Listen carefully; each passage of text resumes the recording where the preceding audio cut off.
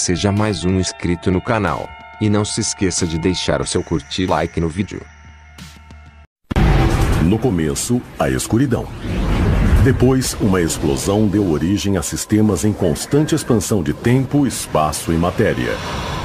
A cada dia, novas descobertas desvendam os enigmáticos e admiráveis segredos de um lugar que chamamos o Universo. No Universo é importante conhecer os vizinhos mais próximos.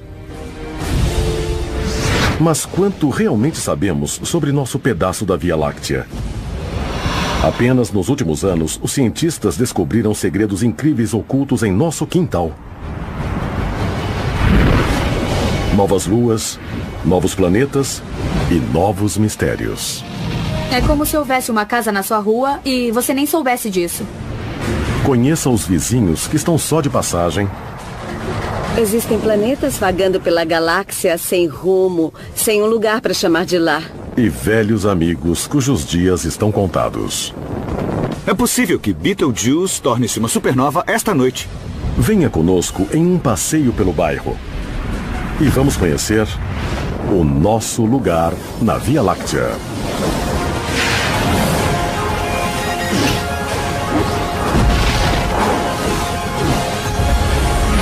O Universo, nosso lugar na Via Láctea.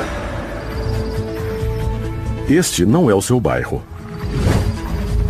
Nem este. E nem este. Nem nenhum desses. E nem mesmo este. Olhando de uma perspectiva mais ampla, seu bairro é uma grande nuvem de gás.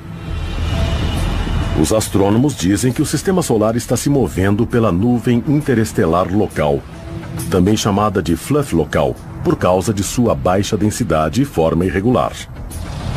Os gases são principalmente hidrogênio e um pouco de hélio. Existem alguns traços de átomos mais pesados, como carbono, oxigênio e nitrogênio, que estão só flutuando ao redor do meio interestelar. Sabemos que os átomos mais pesados no meio interestelar são sobras de explosões anteriores de estrelas como supernovas. A nuvem local tem 30 anos-luz de comprimento, cerca de 280 trilhões de quilômetros. Ela está no interior de uma nuvem de gás maior em forma de chaminé chamada de bolha local, que também veio de uma supernova. A bolha tem 300 anos-luz de comprimento e fica na borda interior de um dos braços da espiral da Via Láctea. Esse é o nosso bairro. Ao menos pensamos que é. Nossa posição exata na Via Láctea em relação aos braços não é conhecida. A estrutura da galáxia não é conhecida em nenhum detalhe. Algumas pessoas acham que são 2 grandes braços, outras pensam que são 4 grandes braços. É difícil determinar a estrutura exata da Via Láctea, onde todos os braços estão. Porque se parece um pouco como um rato em um labirinto. Não temos uma visão do todo. Em quase todos os bairros da Terra você pode determinar sua localização exata. A 9 metros, vire à esquerda.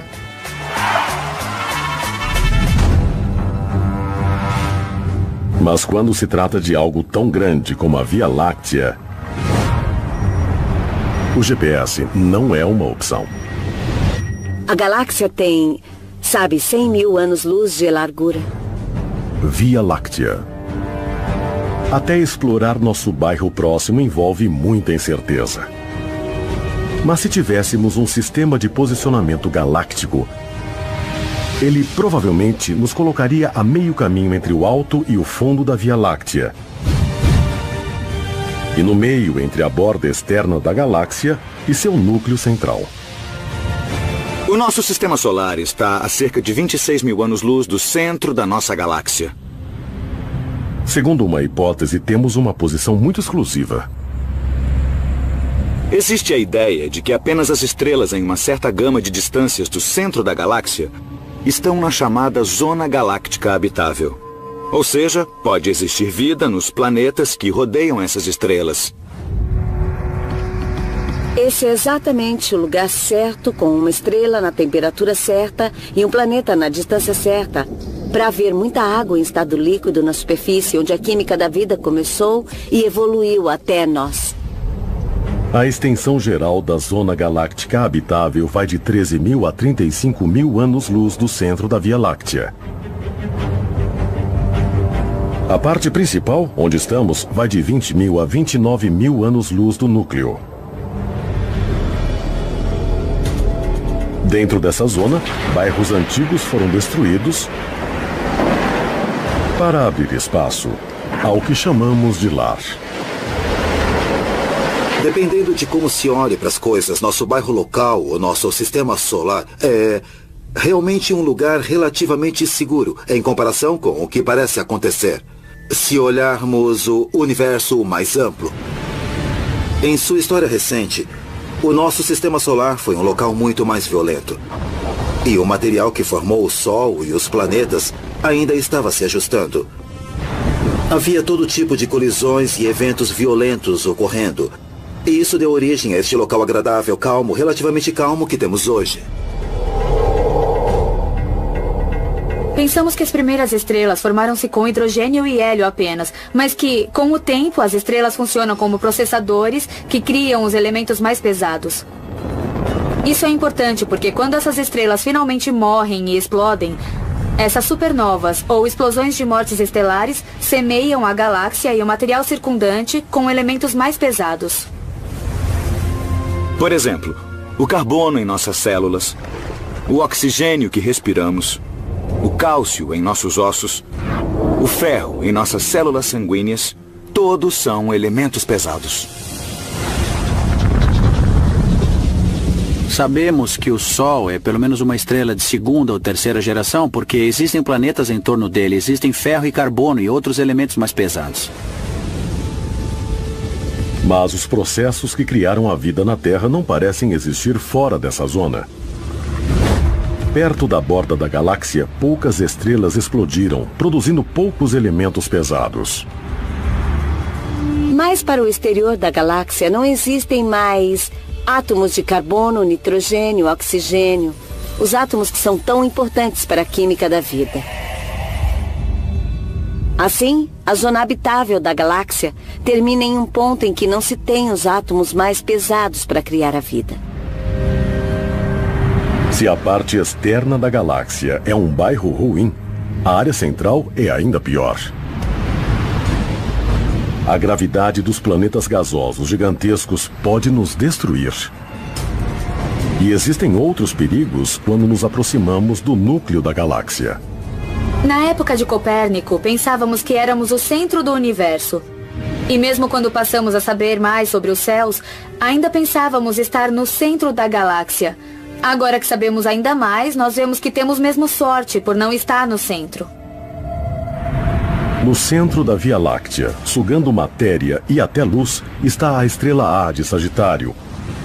Um buraco negro de quase 22 milhões de quilômetros de largura, com uma massa 3,7 milhões de vezes maior que a do Sol. O negro, ele emitirá muita radiação, o bastante para matar a vida que conhecemos. Então, não dá para chegar perto. Aí existem outras regiões na galáxia que também não são provavelmente muito boas para a vida, porque existe muita radiação das estrelas tipo O próximas.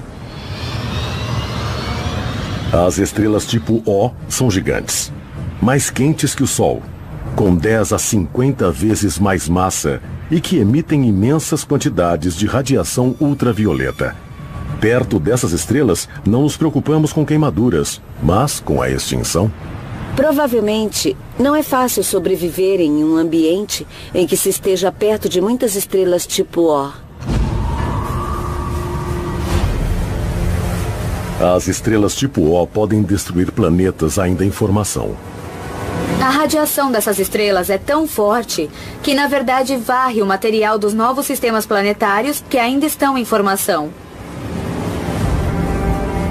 E os tira da órbita de suas estrelas. Se você quer ver provas, olhe para a nebulosa Rosetta. Ela está a 5.200 anos-luz, muito longe da bolha local, mas demonstra o que as gigantes tipo O poderiam fazer ao nosso bairro. Um estudo de 2008 feito pela Universidade do Arizona com 200 estrelas da nebulosa descobriu que uma estrela depois da outra havia se tornado estéril por estar perto demais de uma gigante azul. Então, qual é a distância segura da radiação de uma gigante de tipo O? Bom, na minha opinião, nunca se está longe demais de uma gigante. Os seres vivos aqui na Terra estão acostumados com um sol bem suave. Seria preciso estar no mínimo a dezenas de anos-luz. Talvez mais do que isso. Realmente não chegue perto demais. Como uma cidade entre um deserto e um oceano, nosso ponto da galáxia prospera entre duas regiões inóspitas. Com os elementos da vida e sem a ameaça da radiação intensa, parece que nosso bairro é literalmente o único lugar para se viver. Via Láctea. Será que nosso lugar na Via Láctea é realmente tão exclusivo? A ideia da zona habitável galáctica é que se você ficar perto demais do centro da galáxia, haverá muitas coisas loucas acontecendo e isso tende a matar a vida. Para ser sincero, eu sou cético quanto a essa ideia porque eu acho que a vida pode acontecer em qualquer ambiente, ou pelo menos não sabemos. Então, devemos ter a mente aberta. É possível que nosso tipo de vida só possa viver nessa zona habitável galáctica, mas em outros lugares pode haver outros tipos de vida que chamaríamos de extremófilos. Porém, eles também nos chamariam de extremófilos. Uma coisa é certa. Em nosso bairro temos um sol que, ao contrário de uma gigante azul, nos protege do perigo e da destruição. De formas que ainda estamos descobrindo. Essa proteção pode ser invisível. Mas se perdêssemos a proteção do sol, nosso bairro estaria condenado. Nosso lugar na Via Láctea parece bem calmo. Porque, como muitos condomínios, não pensamos muito nos sistemas de segurança que mantêm o perigo afastado.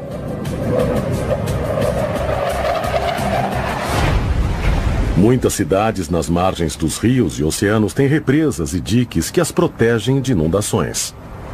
Se as represas e diques falharem, haverá uma catástrofe.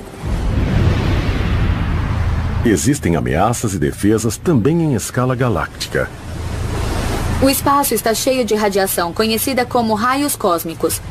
Eles são ruins para nós do mesmo modo que a radiação nuclear aqui na Terra seria ruim para nós. A radiação de alta energia tende a dissociar os vínculos de carbono, que é o que nos forma. O que realmente está fazendo é danificar seu DNA, e existe um potencial para que você comece a ter mutação por causa disso. Algumas mutações podem ajudar uma espécie a sobreviver ou podem causar extinção. Não há evidências de que a radiação cósmica tenha realmente afetado a Terra no passado, mas isso não é uma coisa com que se deva brincar. A principal defesa de nosso bairro contra os raios cósmicos é o magnetismo. Temos uma zona de proteção em nosso bairro. É claro que a Terra tem um campo magnético devido ao modo como as coisas se movem ao redor do núcleo da Terra. O Sol também tem um campo magnético poderoso e tem também o vento solar. Esses fenômenos nos protegem das coisas perigosas que vêm de fora do sistema solar.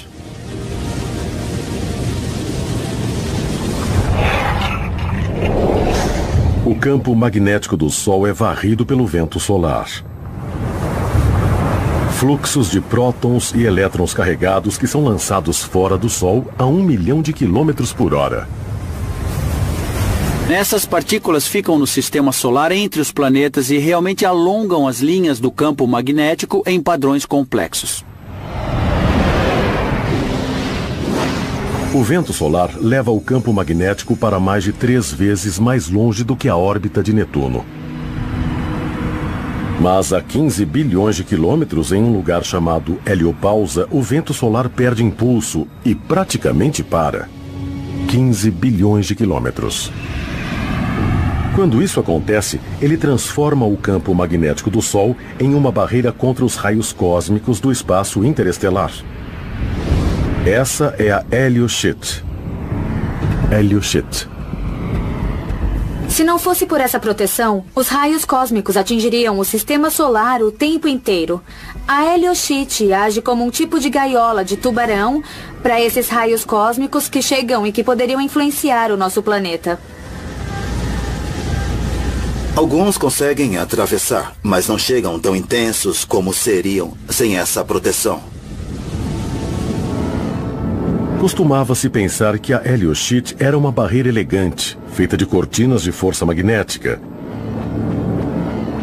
Mas em 1977, as sondas Voyager 1 e Voyager 2 foram lançadas da Terra.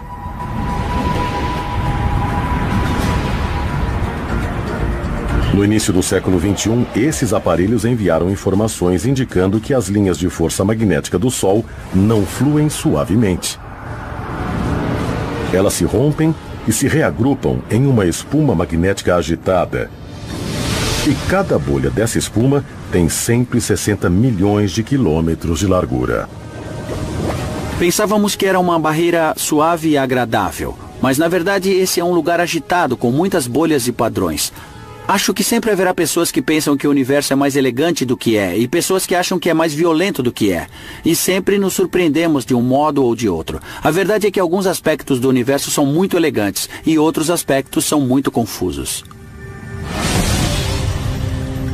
Onde estão as áreas elegantes de nossa região na galáxia e onde estão os lugares perigosos?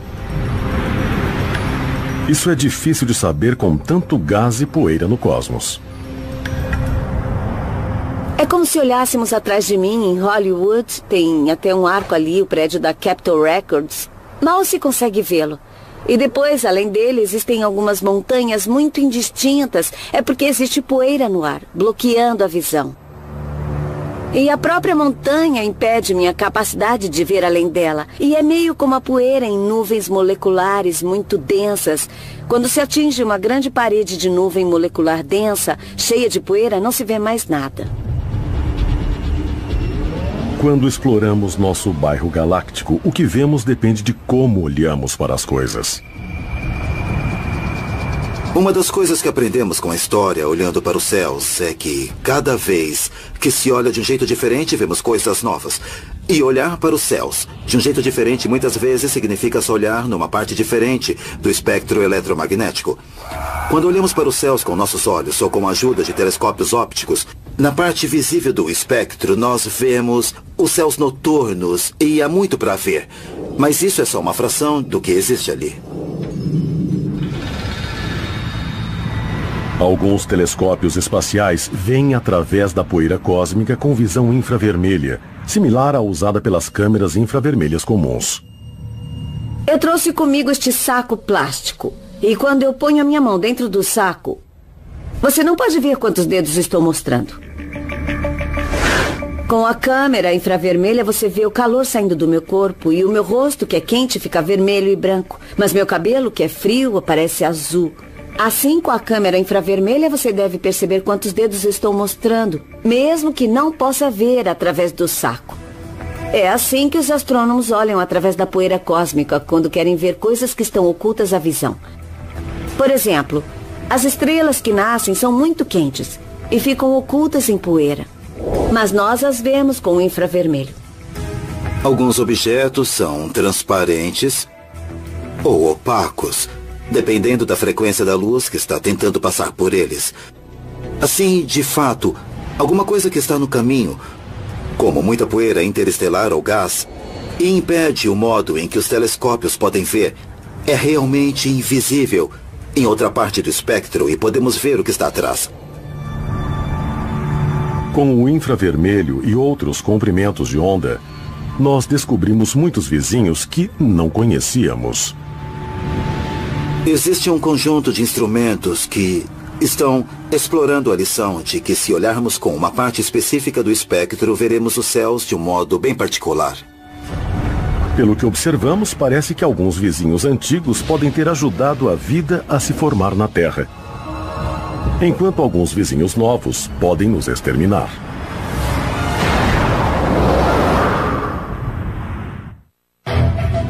Via Láctea. Ao explorarmos nosso lugar na Via Láctea, conhecemos muitos vizinhos interessantes. Mas existem bons e maus vizinhos. Os bons vizinhos são, por exemplo, os objetos que estão em órbitas previsíveis, movendo-se nela, cuidando da própria vida, ocupados com seus negócios. Podemos olhar e acenar para eles, mas não vão fazer uma coisa súbita nem perigosa para nós.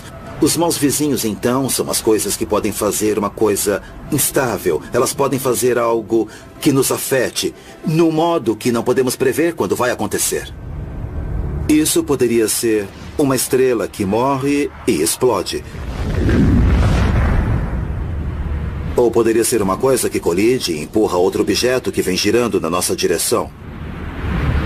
Então, quando classificamos os objetos em bons vizinhos e maus vizinhos, essa é uma classificação de previsibilidade e imprevisibilidade. Ou violência e não violência, se preferir.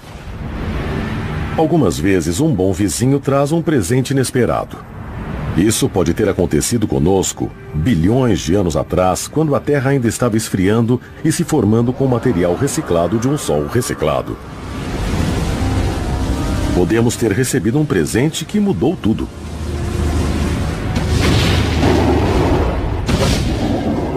No início, a Terra era muito quente e provavelmente qualquer água original de superfície evaporou. Por isso, achamos que muita água pode ter chegado aqui vindo de cometas ou de asteroides de gelo, ou ambos. Uma das teorias sobre como podemos ter tanta água aqui na Terra diz que foi de corpos gelados no sistema solar exterior, sobras da formação do Sol e dos planetas, que colidiram em nosso sistema solar interior, onde fica a Terra, e deixaram parte da água. Segundo uma teoria recente, cerca de 4 milhões de anos atrás, a gravidade dos gigantes gasosos, como Júpiter, lançou os asteroides de gelo sobre Marte, Terra e Vênus. Mas só na Terra o gelo penetrou no manto. A água amaciou a Terra e iniciou o processo titânico das placas tectônicas, que originou os continentes e os oceanos.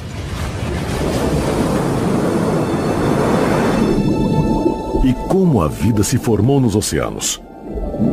Será que os compostos orgânicos necessários à vida também vieram do espaço? Os cientistas encontraram compostos orgânicos como os que formaram a vida na Terra em meteoritos raros, chamados condritos carbonáceos. Esses compostos são similares aos que foram coletados em várias fontes, como micrometeoritos na Antártica, poeira interestelar e amostras de poeira obtida pela NASA em 2005. A origem da vida envolve uma longa série de reações com muitas moléculas orgânicas diferentes. As moléculas orgânicas são as que têm carbono, e é possível que sejam necessárias circunstâncias diferentes para criar as diferentes moléculas orgânicas. Algumas podem ter surgido aqui na Terra, mas outras bem poderiam ter surgido no espaço, e depois vieram para a Terra em asteroides ou cometas. É possível que sem os presentes extraterrestres de nossos vizinhos espaciais, a vida nunca tivesse surgido na Terra. Os vizinhos da Via Láctea podem ter nos ajudado a nascer, mas a Via Láctea também tem coisas que podem nos matar, como, por exemplo, um anão laranja chamado Gliese 710. Ele tem 60% da massa do Sol. Atualmente está a apenas 63 anos-luz da Terra e está se aproximando. Gliese 710 parece estar vindo direto para o nosso sistema solar. Quando um anão laranja se aproxima do sistema solar, ele fica mais e mais importante. Quando está a 1 ano-luz ou menos, ele se torna muito importante. A quase exatamente 1 ano-luz da Terra, existe uma enorme região de objetos gelados chamada nuvem Oort. Os objetos da nuvem Oort podem eventualmente se tornar cometas se estiverem perto bastante do Sol, mas geralmente não os vemos porque estão muito distantes do Sol. Bilhões de cometas em potencial esperam que algo lhes dê um empurrão gravitacional. Algo como o Gliese 710. Ele vai começar a cruzar a nuvem Oort, ou pelo menos a perturbá-la pela gravidade, em cerca de 1,3 milhões de anos. Se o Gliese 710 chegar perto, sua gravidade pode transformar pedaços de gelo inofensivos e poeira em cometas violentamente lançados contra nós. O resultado pode ser devastador para a Terra. Nesse ponto, poderia haver uma grande invasão de cometas no sistema solar interior, e isso poderia causar outra extinção em massa. Nós não sabemos, mas poderia ser assim.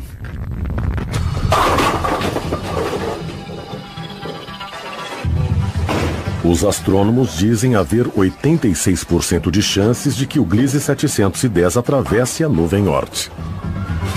Se a bola laranja fosse um anão laranja, como o Gliese 710, e as garrafas fossem a nuvem Oort, isso é o que poderia acontecer. É mesmo, mas há outra coisa que poderia acontecer.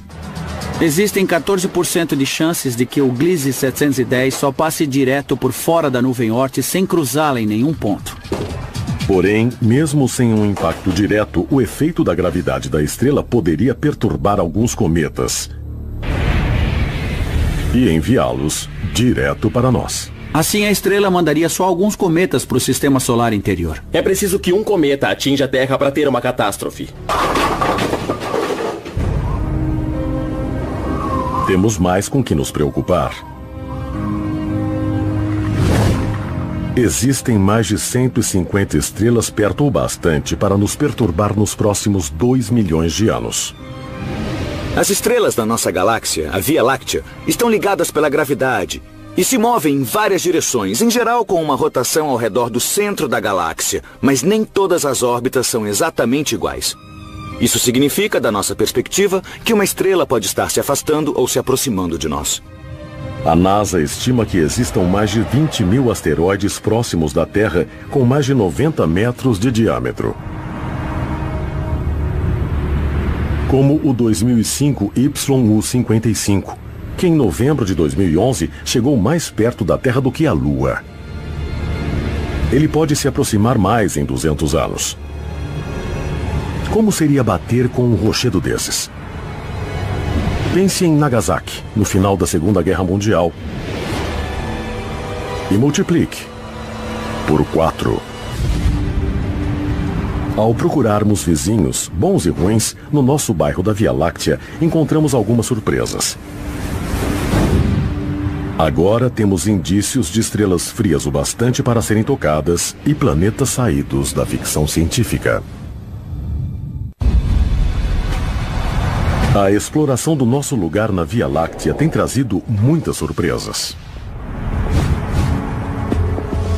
É como se houvesse uma casa na sua rua e você nem soubesse disso e de repente descobrisse que fica no seu quarteirão. Alfa Centauro, 4,3 anos-luz.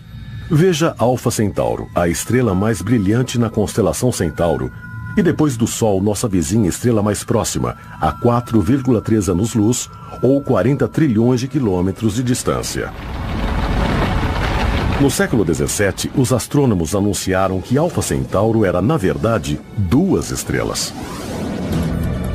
Então, no século XX, descobrimos que é um sistema triplo. Alfa Centauro A é uma estrela como o Sol, quase exatamente com a mesma massa que o Sol. Alfa Centauro B tem um pouco menos de massa. A terceira estrela próxima do Centauro é uma estrela de tipo M. É uma estrela com pouca massa, talvez apenas 12% da massa do nosso Sol. É tão pequena que não é possível vê-la a olho nu. Porém, outras estrelas vizinhas também são sistemas múltiplos. Sírio, a 8,6 anos-luz, é famosa há milhares de anos como a estrela mais brilhante dos céus. Mas, na verdade, é uma estrela binária. A maioria das estrelas tem menos massa e é menor do que o nosso Sol, e a maioria delas é um sistema binário. Nesses 2 aspectos, o nosso Sol é uma notável exceção. Quase todas as estrelas são anões vermelhos ou anões marrons. Os anões vermelhos são 70% das estrelas, não só em nossa galáxia, mas no universo. Assim, como nós orbitamos o nosso Sol, tendemos a pensar nele como uma estrela icônica. No entanto, os anões vermelhos são muito mais comuns. Quanto aos anões marrons, não tínhamos certeza desses vizinhos até os anos 1990. Eles não são bem estrelas, mas não são planetas. E também não são marrons. Os anões marrons são alguns dos habitantes mais misteriosos do nosso bairro, porque são realmente muito frios e muito escuros. Isso significa que não emitem luz e são difíceis de enxergar. Em 2011, um dos telescópios espaciais da NASA, o Explorador de Campo Amplo em Infravermelho, ou WISE, achou uma série de anões marrons no nosso bairro, entre 9 e 40 anos-luz de distância, com temperaturas de superfície antes consideradas impossíveis. Um desses anões marrons que encontramos é mesmo tão frio que seria possível tocá-lo com a mão. São apenas 26 graus centígrados, a mesma temperatura de um dia muito agradável aqui na Terra. Assim, quem sabe o que vamos encontrar? Quanto mais olhamos, mais vemos. Por que existem estrelas de tantas cores? Foi essa pergunta que Anna Kay, de Baton Rouge, Louisiana, fez a Pergunte ao Universo. Pergunte ao Universo. Ana, essa é uma pergunta muito interessante. Basicamente, as estrelas têm cores diferentes porque têm temperaturas de superfície diferentes. Estrelas frias, como Betelgeuse, parecem vermelhas e têm temperaturas de apenas 3 ou 4 mil graus centígrados. As estrelas mais quentes, como Rigel, parecem azuis e chegam a mais de 11 mil graus. E também existem estrelas como o Sol, com temperaturas de 5 ou 6 mil graus e elas parecem brancas.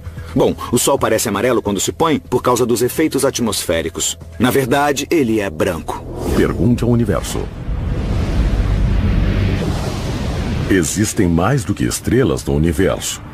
Descobrimos centenas de planetas vizinhos, dentro e fora da bolha local. Descobrimos muitos candidatos a exoplanetas com uma missão chamada Kepler, que procura essencialmente pequenos eclipses. Quando um planeta passa na frente de sua estrela e depois sai, a luz diminui um pouco e depois volta a aumentar. É muito difícil de ver. É como observar uma única lâmpada apagando em Las Vegas. Mas Kepler é capaz de fazer essas medidas com precisão e consegue achar planetas tão pequenos quanto a nossa Terra em volta de estrelas como o Sol. O primeiro exoplaneta foi descoberto apenas 15 anos atrás e foi como se fôssemos a única casa no quarteirão e víssemos o primeiro vizinho construindo a casa. E desde então todo o bairro cresceu e foram construindo condomínios de exoplanetas em nosso bairro. Pelo que sabemos, o planeta vizinho mais próximo fora do Sistema Solar está na nossa rua. A 10,5 anos-luz, orbitando a estrela laranja Epsilon Eridani. O planeta não é uma coisa que poderíamos visitar esperando achar vida. Pensamos que esse planeta é mais equivalente a um planeta como Júpiter no nosso Sistema Solar. Uma grande bola de gás, que, pelo que sabemos atualmente, não é um bom lugar para a vida. Um pouco mais longe, a 200 anos-luz, está outra surpresa. Um planeta que parece ter saído de um filme de Guerra nas Estrelas. Recentemente, o telescópio Kepler descobriu um planeta que orbita 2 sóis. E esse planeta foi chamado de Kepler 16b. Este planeta, embora tenha semelhanças com Tatooine, não é exatamente como o mundo de Luke Skywalker. Na verdade, é um planeta gelado e gasoso, mais como Saturno do que como a Terra. Bom, não tínhamos certeza antes dessa descoberta se poderia haver um planeta realmente com 2 sóis.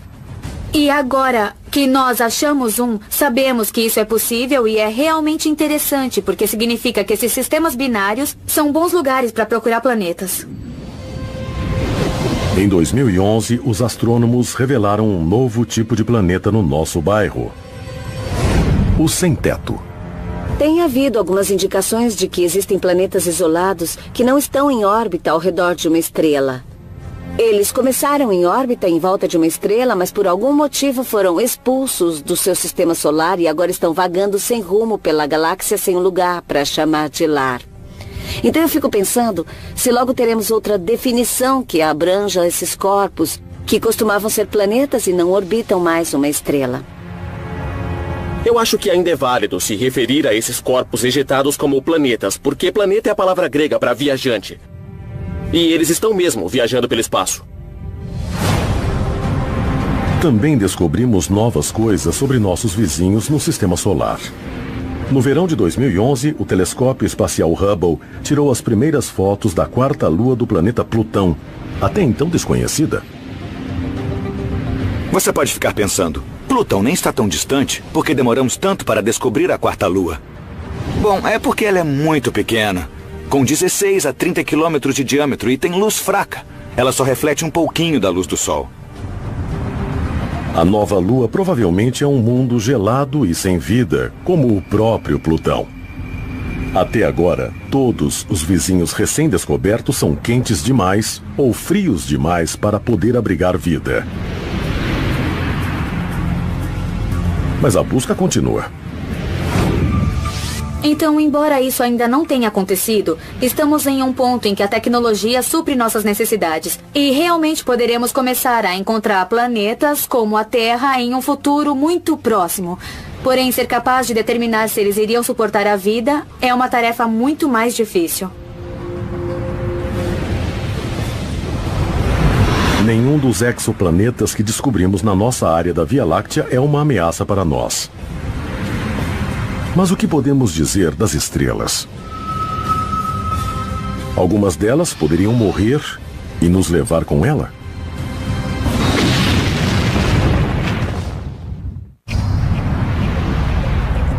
Nosso lugar na Via Láctea tem muitas vantagens. Estamos bem na zona para a formação da vida. O nosso Sol nos protege dos perigosos raios cósmicos. E a maioria dos nossos vizinhos não nos perturba. Mas os vizinhos podem mudar. Se um incêndio destrói uma casa ou uma empresa próxima, sua casa também pode ser atingida. Então, imagine o que poderia acontecer quando uma estrela fecha as portas, como uma supernova. Isso significa que elas explodem e jogam todo o seu interior de volta para a galáxia. As explosões de estrelas criaram a vida, a maioria dos elementos pesados nas estrelas que vemos e as nuvens de gás em que o sistema solar se situa. Mas não é nada bom estar muito perto quando uma estrela explode e morre. A explosão de uma supernova é incrivelmente poderosa. O centro da estrela se desloca e colide com as camadas externas, lançando-as para a galáxia. Então o que acontece é que o material é lançado longe com uma onda de choque que pode ser destrutiva se você estiver muito perto dela. Se estiver a uns 10 anos-luz, então a alta radiação de energia, como os raios X e os raios gama, pode nos afetar. Eles podem, por exemplo, destruir parte da camada de ozônio. O que acontece é que a radiação chega e perturba as moléculas de nitrogênio. Os átomos de nitrogênio, então, se combinam com o oxigênio para formar óxido nítrico. Esse óxido nítrico, NO, perturba as moléculas de ozônio, O3, e forma dióxido de nitrogênio, NO2. Aí, o dióxido de nitrogênio se combina com átomos de oxigênio, formando mais óxido nítrico, que então perturba mais ozônio, causando um efeito de bola de neve. Assim, em poucas semanas, pode-se destruir muita camada de ozônio, o que permite que a radiação ultravioleta do Sol penetre. E isso iria matar a vida nas camadas superficiais dos oceanos e lagos. Essas mortes incluiriam os fitoplânctons, que são a base da cadeia alimentar marinha e fornecem 50% do oxigênio da Terra. Isso condenaria à morte a maioria das grandes formas de vida, inclusive nós.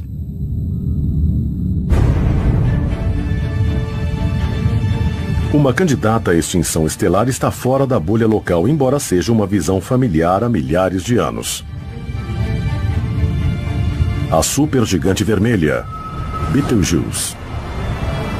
A estrela entre 500 e 800 anos-luz com 20 vezes a massa do Sol forma o ombro direito da constelação de Órion.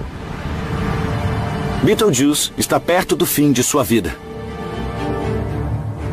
Entre 1996 e 2011, a Betelgeuse encolheu 15%. Por motivos ainda não entendidos.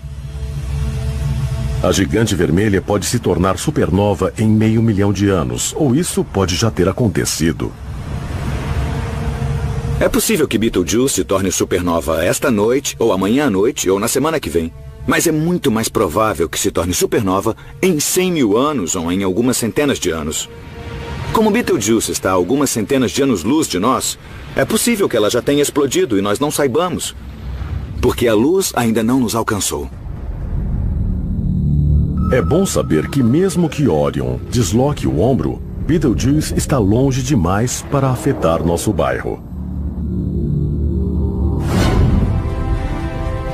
Mas tem também a HR 8210, a cerca de 150 anos-luz na constelação de Pégaso. Não é só uma estrela, mas duas. Uma estrela e um anão branco em órbita binária, uma ao redor da outra.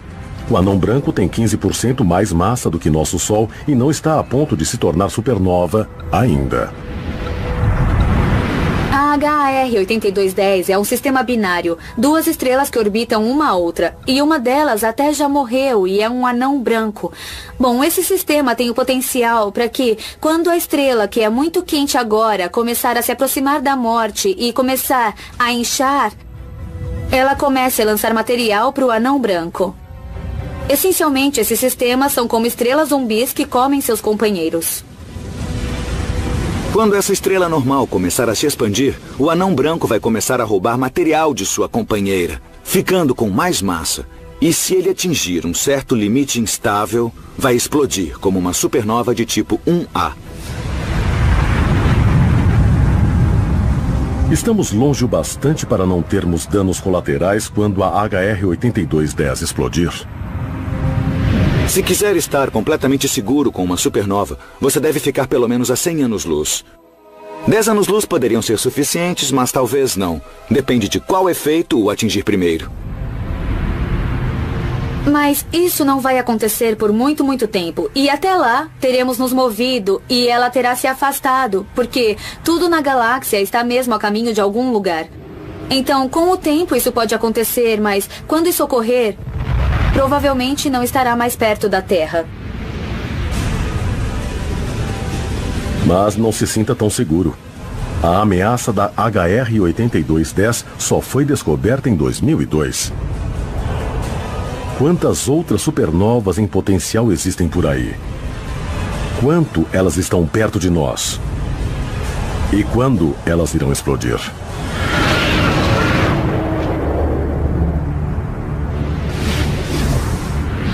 Para piorar um pouco mais as coisas, alguns astrônomos dizem que existem muitas supernovas no futuro de nosso bairro.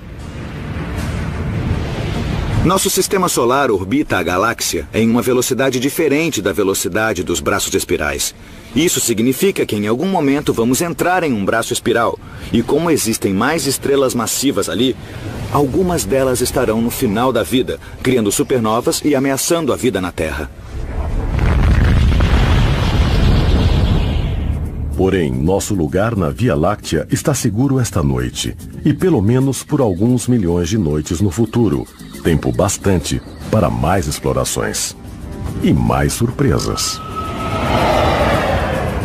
Vivemos num bairro muito diversificado, e as coisas estão mudando. A galáxia não é um lugar estático, será um lugar interessante de ver daqui a 1 bilhão de anos.